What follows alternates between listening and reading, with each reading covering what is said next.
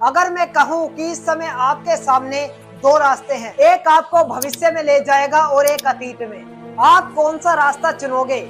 और क्या यह वाकई में संभव है? क्या इंसान सच में समय की जंजीर को तोड़ सकता है? यही है टाइम ट्रेवल का रहस्य, जिसे सुलझाने में विज्ञान भी उलझा हुआ है। हजारों सालों से इंसान समय को एक सीधी रेखा मानता आया है, अतीत से वर्तमान और वर्तमान से भविष्य। लेकिन 1905 में एल्बर्ट आइंस्टाइन आए और उन्होंने इस सोच को बदल दिया। उन्होंने थ्योरी ऑफ रिलेटिविटी में बताया, समय और स्थान एक दूसरे से जुड़े हैं और गति के साथ समय धीमा या तेज हो सकता है। यानी समय कोई स्थिर रूप नहीं बल्कि एक लचीला कपड़ा है। आइंस्टाइन की थ्योरी के मुताबिक यदि आप प्रकाश की गति से यात्रा करते हैं तो आपके लिए समय धीमा हो जाएगा। उदाहरण के लिए यदि आप एक साल के लिए स्पेस में तेज गति से यात्रा करें तो धरती पर कई साल गुजर जाएंगे। इसे कहते हैं टाइम डायलेशन।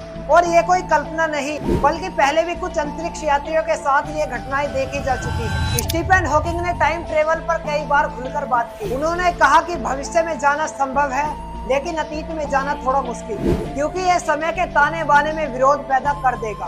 उन्होंने मजाक में एक टाइम ट्रेवल पार्टी रखी, लेकिन पहले निमंत्रण भेजा और फिर पार्टी की तारीख बीत जाने के बाद उसका ऐलान किया, ताकि अगर कोई सच में भविष्य से आता है तो आ सके।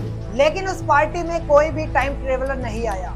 विज्ञान के मुताबिक अगर इस ब्रह्मांड में वॉर्म होल्स मौजूद हों, यानी स्पेस और टाइम के बीच शॉर्टकट, तो हम समय के किसी भी बिंदु पर पहुंच सकते हैं। 1941 में कनाडा के एक म्यूजियम में एक फोटो में एक नया आदमी दिखाई दिया, जिसने आधुनिक धूप का चश्मा और टी शर्ट पहनी थी। अब हैरानी की बात तो यह है कि उस दौर में ऐसा कोई फैशन मौजूद ही नहीं था। 1928 के एक फिल्म के शूट में एक महिला दिखाई दी जो कान पर मोबाइल जैसा कुछ पकड़े थी।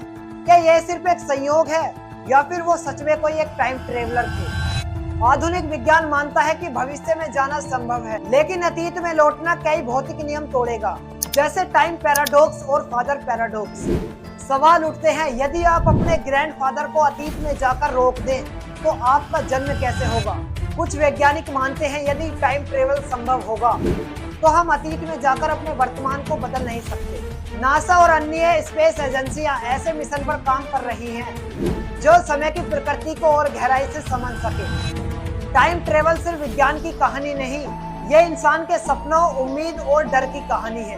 तो मिलते हैं आपसे किसी अगली वीडियो में, तब तक के लिए जय हिंद, वंदे मातरम। और कमेंट में बताएं क्या आप टाइम ट्रेवल पर विश्वास करते हैं।